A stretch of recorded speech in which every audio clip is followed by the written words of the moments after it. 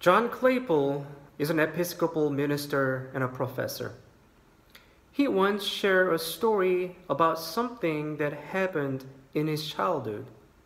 When World War II started, his family didn't have washing machine. The closest laundry was several miles away. So keeping their clothes clean became a problem. Young boy John used to help with the washing. One day, he heard good news.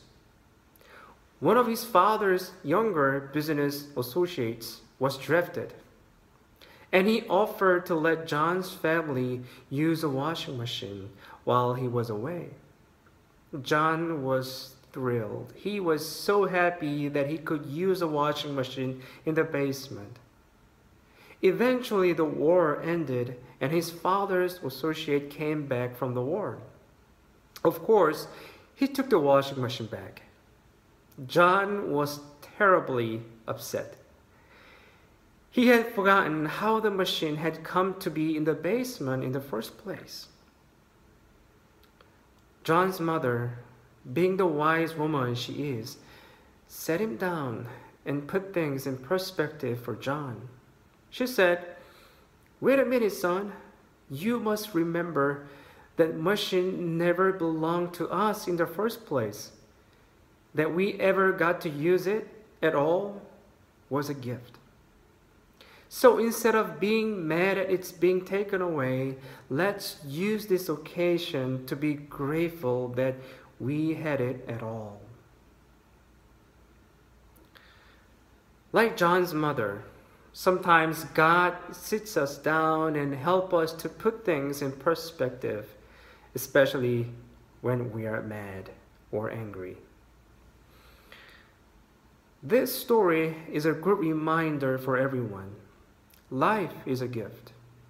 Everything that we own is a gift. Even faith is a gift. How do you handle a gift? We handle it with an attitude of gratitude. Maybe we need to admit that this gift never belonged to us in the first place. People like to get free stuff. Have you ever received a reward or discount from coffee shop, gas station, or grocery store? I like when I receive a free coffee from Starbucks for my birthday. I like when the credit card company offers me a free night at a hotel. I like when I get 20% off from the gas station. Who doesn't like that? Who doesn't like the kind of reward or free stuff? Because we are living in a society dominated by consumerism, it's hard to keep an attitude of gratitude. We think of transaction when we read the reward language in the Bible. Sometimes we relate to God with consumerism mindset. We think of God who only gives us treats or material blessings, like a corporation offering free stuff. That's how we relate to God. Let's get some perspective here. A gift from God never belonged to us in the first place. We think we own the resource from the earth, but God asked humanity to take care of the creation, not to abuse it. Sometimes we get mad at God when we lose things we cherish. But it was given to us as a gift in the first place. Today's story is about God asking Abraham to offer his son Isaac as a burnt offering. Yes, this story in the book of Genesis is horrible. It's terrifying. What is this story doing in the Bible? This story is disturbing. I heard one pastor tell his personal story about this passage. His congregation didn't like this passage. Actually, they hated it They asked this pastor to never preach on this text.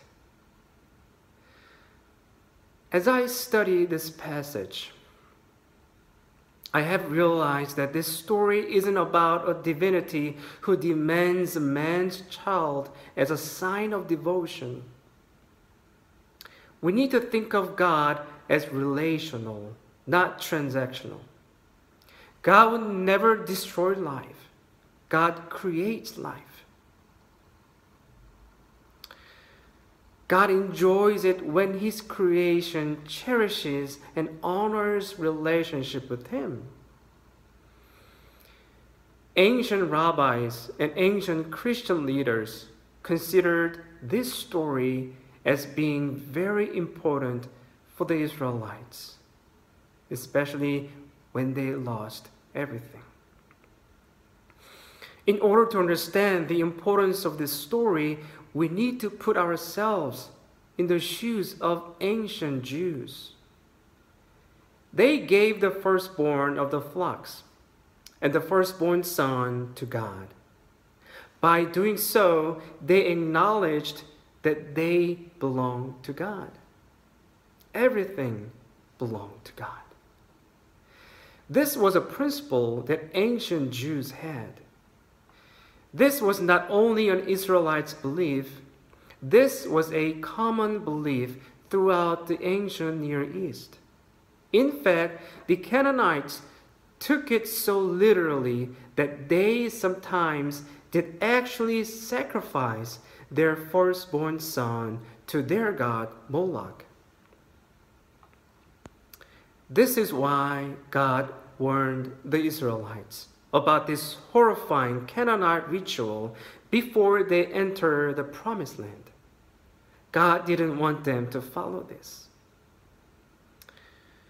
In the book of Exodus, you have Moses' laws that allow you to substitute an animal to be sacrificed in place of the firstborn son. Exodus chapter 22, verse 29 to 30 says this: "You must not hold anything back when you give me offerings from your crops and your wine." This is God speaking to the Israelites. "You must give me your firstborn sons. You must also give me the firstborn of your cattle, sheep, and goats. But leave the newborn animal with its mother for 7 days. Then give it to me on the 8th day. You must be my holy people." In a spiritual sense, that was an acknowledgement that your firstborn belongs to God. The good example from the New Testament is the story of Mary and Joseph when they took Jesus to the temple in Jerusalem. They sacrificed animals, and by doing so, they acknowledged the firstborn belongs to God. With this story in the book of Genesis, God was trying to teach the Israelites the basic understanding that life is a gift. Their call was to receive this gift and to participate in it and handle it with gratitude. But people had lost this view of life, and instead had tried to earn life or to possess it totally, as if it belonged to them alone. Abraham lived before the time of Moses' laws. Abraham was well acquainted with the ancient principle that the firstborn belongs to God. But he didn't have Moses' laws saying that you can substitute an animal in place of your son. God's request in this story is not immoral request.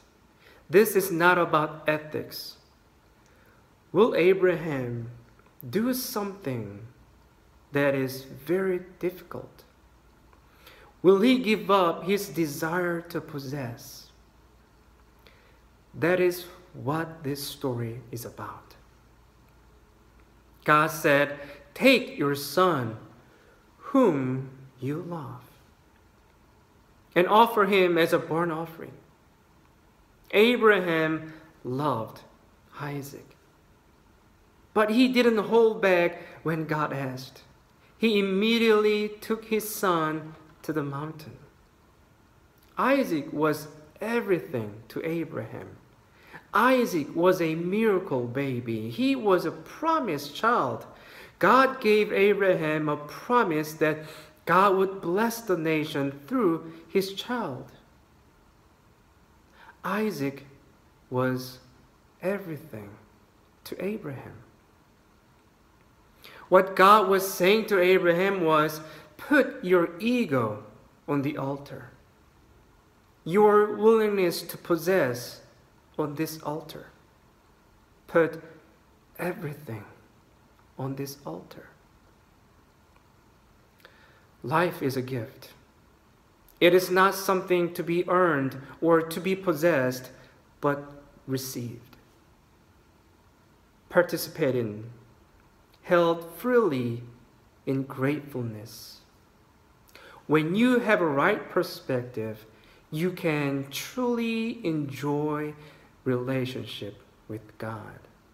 You can truly enjoy relationship with God when you put your ego on the altar, your willingness to possess on the altar. During the exile, the Israelites lost everything. They watched the Babylonians burning their home and belongings. They were hopeless and helpless when the Babylonians slaughtered their children, even their firstborn. So the Israelites went back to this passage, the story of Abraham and Isaac, the book of Genesis. They didn't abandon their faith when they lost everything. Instead, they came to God and asked God to restore their identity and their faith. Maybe they finally understood that God was with them even in suffering. God was walking with them when they thought they lost everything. Maybe they finally realized that God was everything to them. God is God who provides. As God provided the ram for burnt offering in today's story. This story taught the Israelites who God was and how to handle a gift.